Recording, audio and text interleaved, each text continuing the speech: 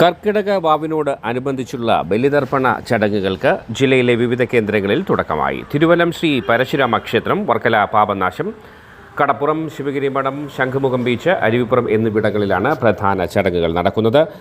ഇന്നലെ രാത്രി മുതൽ ആയിരക്കണക്കിന് ഭക്തജനങ്ങളാണ് ബലി ഇടൽ ചടങ്ങുകൾക്കായി എത്തിക്കൊണ്ടിരിക്കുന്നത്. ജില്ലയിലെ മറ്റു ക്ഷേത്രങ്ങളിലും ബലിതർപ്പണ ചടങ്ങുകൾ നടക്കുന്നുണ്ട്. തിരുവല്ലത്ത് 250-ലേറെ പുരോഹിതരുടെ നേതൃത്വത്തിലാണ് ചടങ്ങുകൾ നടക്കുന്നത്.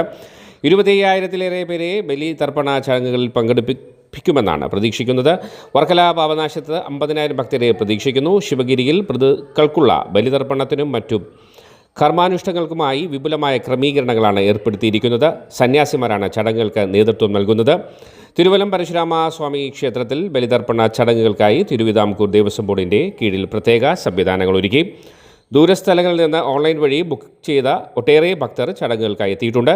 കേന്ദ്രങ്ങളിൽ പോലീസ് സുരക്ഷാ സന്നാഹങ്ങൾ ശക്തമാക്കിയിട്ടുണ്ട്. ഭക്തരുടെ സുരക്ഷ ഉറപ്പാക്കുന്നതിനായി കോസ്റ്റ് ഗാർഡിൻ്റെ സേവനം കടലോര മേഖലകളിലുണ്ട്.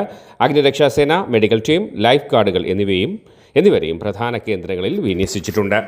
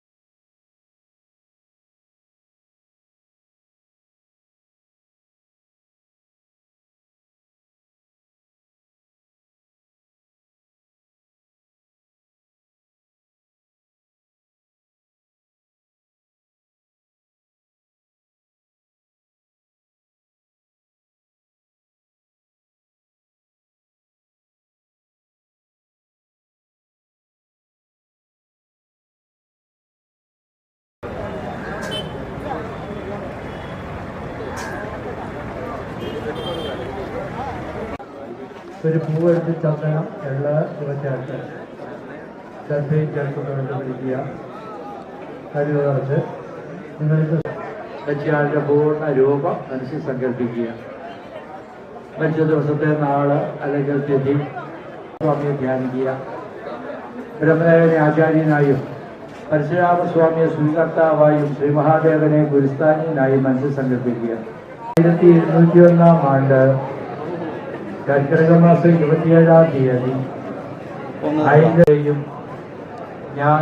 ജ്ഞാത വിലക്കളെയും അഗ്നിസ്രോതാദി വിലക്കളെയും തിരുവല്ലത്ത് ശ്രീ പരശുരാമ സന്നിധിയിലേക്ക് ആവാഹയാമി. മരിച്ചയാളെ മാത്രം സങ്കല്പിച്ചുകൊണ്ട് ആ ദക്ഷയിലേക്ക് വയ്ക്കും. അതിലേക്ക് വെള്ളം കൊണ്ട് 3 പ്രാവശ്യം കൊടുക്കും. ഗംഗാഭിഷേകം സമർപ്പയാമി. കുറേശ്ശെ വെള്ളം ഒഴിക്കണം, കൈ കൊടയരുത്. ചന്ദനവും തീർത്ഥവും ചേർത്ത് അക്ഷയ്യ ഉടരീകാക്ഷ പ്രേതമുക്തി നീതി എഴുതും. വീണ്ടും ഒരു പൂവെടുത്ത് മരിച്ചയാളെ സങ്കല്പിച്ച് മുഖത്തൊഴിഞ്ഞ് പൂർണ്ണരൂപ കുടുംബത്ത് മരിച്ചവരെയൊക്കെ സങ്കല്പിച്ച് തൊഴുതോളും. കൈ കിടക്കുന്ന പവിത്രം ഊരി പൂവിരിക്കുന്ന ഇലയിൽ വയ്ക്കുക. ചോറിരിക്കുന്ന ഇലയിൽ അല്പം ചോറ് ആ ഇലയിൽ തന്നെ മാറ്റി വയ്ക്കണം. ബാക്കി അതെല്ലാം ചേർത്ത് വേണം പിണ്ട ഉരുട്ടാൻ. വേണമെങ്കിൽ 2 കൈയ്യും എടുത്ത് ഉരുട്ടാം.